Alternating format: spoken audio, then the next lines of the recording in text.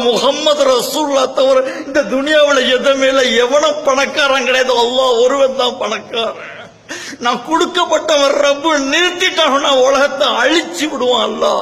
அவன் அழிக்காத காரணத்தை ஏன் வச்சிருக்கிறான்னு சொன்னாக்கா, இபாதத்துல உள்ள யாரோ ஒரு சீதேவி இருக்கு இந்த மண்ணுல. ஒரு வாரமா வந்த மழை போயிடுச்சு, ராத்திரி உட்காந்து அழுதம் பந்தியத்தை கட்டின 5000 ரூபாய் தரேன்டா, மழை பைத்து போதுற ஹஜ்ரத்து எவன்டா இருக்கிறான் இந்த இடத்துல நான் பேசுனேன். நான் தரேன் 5000 ரூபா, மழை பெய்த்து போறதுக்கு ஹஜ்ரத் இருக்கிறாங்க. அவங்களாம் மண்ணோட மண்ணா போயிட்டாங்க. மழை பெய்த்து போதுற ஹஜ்ரத் ஆலிமி யாருமே கிடையாது, மாலிமோ இல்ல.